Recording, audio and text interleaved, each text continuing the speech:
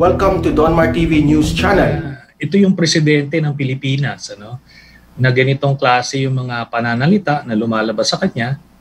Pero kung ang intention niya kasi is to intimidate me and para tumigil ako o umatras ako, hindi po mangyayari yun.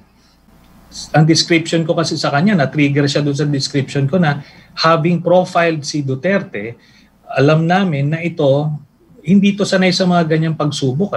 Growing up, hindi siya naging accountable sa mga actions niya. Kaya mga ganyang sitwasyon, nanginginig na yan sa takot. So doon siya galit na galit.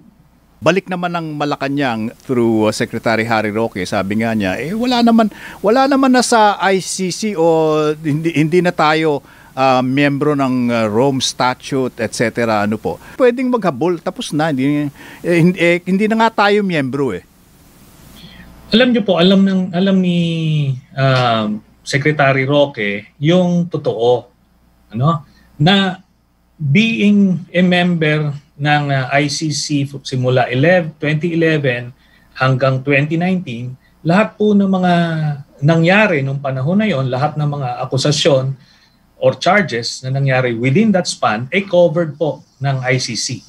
At kahit umalis ang Pilipinas noong 2018, yung 1 year after the withdrawal, covered pa rin yun.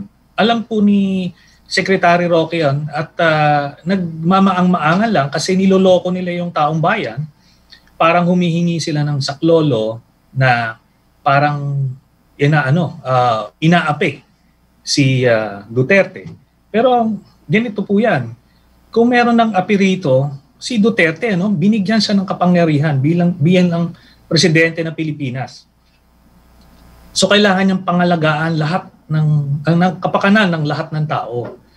Ngayon sana yung mga addict, lahat naman tayo galit sa illegal drugs, kasi talagang mabigat ang nagiging epekto niyan sa lipunan. Pero meron tayong mga proseso at meron tayong solusyon diyan. Yung mga nalulong na addict, pwede mo silang i-rehabilitate para mabigyan sila ng pag-asa ng bagong buhay. Doon naman sa mga pusher, pwede mo silang huliin at makuhanan mo sila ng impormasyon para eventually yung mga drug lord makulong natin. Pero sa ginagawa ni Duterte, mailagay ka lang sa listahan, whether totoo o hindi, papatayin ka na, lalo na kung mahirap ka. Pero yung mga drug lord na kumpare niya at talagang protektado ito, hindi. Kita nyo ngayon, tone-toneladang drugs ang pinapasok sa Pilipinas. Pero ni isang drug lord na nasa likod nito hindi nakakasuhan. Ni hindi pinag-uusapan, hindi inimbisigahan. So yan yung kaduda-duda. Pati yung sinasabi ng barko, itong putang aso sa Trillanes, nandyan na yung nakaparking na yun, sila yung nagbili. Tapos ito, nagyayaw-yaw sila, ako pati si Bong. Putang yun. Luko-luko talaga yun. Parang aso. Walang utak. Kasi talaga naman, talaga naman na medyo lahat na lang, nakakita ka ng tao na opisyal na o dating senador na wala nang ginawang komentong maganda. Alam mo, we are not blind. We comment pag hindi maganda. Pag hindi tayo sang-ayon, binabanata natin. Okay? Pero itong si Trillanes, napaka-ano na ito, talagang sagad to the bones, na lahat na lang sasabihin, ganito, ganyan, ganyan. Lagi na lang kontra. Ngaw-ngaw ng ngaw-ngaw, sabi nga ni Presidente, kaya talagang parang aso daw siya. Sabi pa nga nung iba, buti pa nga yung aso, may pakinabang, ito wala. Diba at least yung aso, pag ako, nagkaroon na yung aso ng tatay ko, tuwan-tuwa ako, nakakawala ng stress.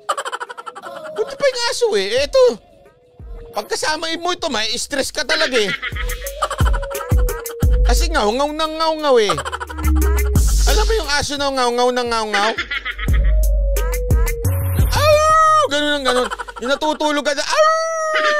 Aw! Ganyan-ganyan si Trillanes. Ngaw-ngaw ng ngaw-ngaw. Isturbo ba? Isturbo sa pagpapahinga. Kesa na makatulong. Pampagulo lang talaga. sinabi nga ni Presidente, yung mga LGU, kung nais ninyong bumili, kung ano yung gusto ninyo, pwede kayo mamili. Pero magantay kayo. Bakit? Wala pang available eh.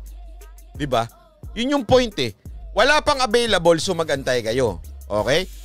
Yung palang yung Sinovac. Yung Sinovac, 50,000 darating ng February 20. At sa March daw, ay darating yung 950,000. Which is magto-total to 1 million. Tuturukan na yung mga frontliners natin. Ngayon, yung iba, ini-issue pa kung bakit ganyan, wala ba kaming choice. May choice naman kayo. Huwag kayong magpaturok. Yun ang choice nyo. Kung ayaw nyo yung Sinovac, yun lang ang available, di huwag kayong magpaturok. Tapos ang usapan, dami nyong ngas-ngas eh. Ha? At saka pansinin nyo Pansinin nyo ito. Okay? Pansinin nyo lang ito Ngayon lang tayo nagtanong kung ano brand ng vaccine na ituturok sa atin. Jobber the Good Book. Malaki po ang tiwala ng mga DDS kay Tatay Digong. Ang problema po ay yung mga maling impormasyong kinakalat ng mga lintik na yelo at mga fake news na media at pawok na hapit sa government. Totoo dyan. Hindi diba? Sige, tanungin ko kayo. Nung panahon ba na mayroong mga bakuna, okay? Maybe nung bata kayo o kaya yung nung wala pa itong hinayupak na COVID na ito. 'Di ba taon-taon merong flu vaccine? Alam niyo 'yun, ewan ko kung nagpapabakuna kayo. Ako nagpapa-flu vaccine ako taon-taon eh. Meron nga 'yan sa Mercury pa, yung binibili mo lang sa Mercury ka lang, may date sila na Mercury Drugstore, may date sila na ito, may pwede ka magpa-flu vaccine shot. Pag pumunta ka naman doon, di mo naman tatanong saan ba galing yung vaccine niyo? Ano bang vaccine yan? Anong brand yan? Ngayon lang, pinulitika na. Pinupolitika kasi nila Pero dati naman wala naman tayo May tiwala tayo na pag pinayagan ito, ibig sabihin, 100% safe. Pag pinayagan ito ng ibang bansa, ginamit sa ibang bansa, kaya nga meron tayo yung emergency use, ibig sabihin, hindi na natin kailangan kilatisin. Kasi pinayagan na sa ibang bansa, ginamit na sa ibang bansa, kaya nga may emergency use. Ibig sabihin, it is allowed. And remember, okay? Remember we are in an emergency situation at the moment. Baka hindi tumatatak sa utak natin. Sa katunayan, pumasok na yung UK variant sa Pilipinas. Ngayong araw, kinonfirm po yan. Pumasok na. So, mas importante pa talaga na mapaspasan tong vaccine. Nasa emergency na tayo tapos halimbawa lang naman Itong tamang comparison Halimbawa, may lagnat ka, magtatanong ka, anong brand yan? Anong paracetamol yan? By Jessic ba yan? Bioflu, Tempra?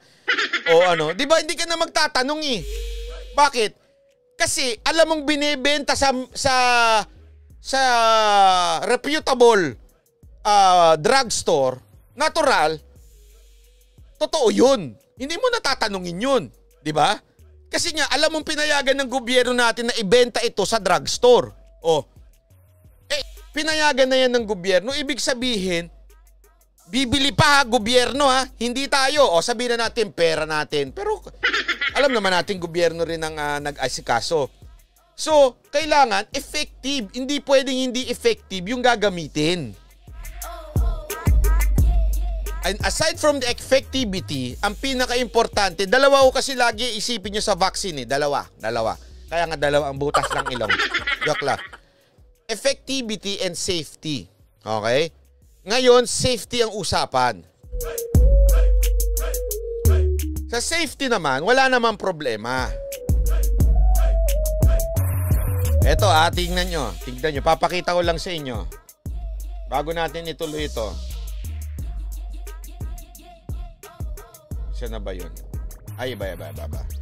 Samuel Alderete. Salamat po. Palapakan. Siya na ba yung papakita ko? Ito. Aagapan daw ng gobyerno ang pagkalat ng bagong variant ng SARS-CoV-2 na kumpirmadong pumasok na sa bansa. Sabi ni Pangulong Duterte, itetrace na ng Department of Health. Bakit may puppet doon? Samuel Alderete, salamat po! Ang mga huling nakausap ng pasyente pagdating sa bansa. Tukol naman sa pag-procure ng COVID-19 vaccine, ahayaan daw niya mga lokal na pamahalaan na bumili ng gusto nilang ipanturok. You can choose any vaccine you like to buy. Wala kaming pakialam kung ano ang pipiliin ninyo.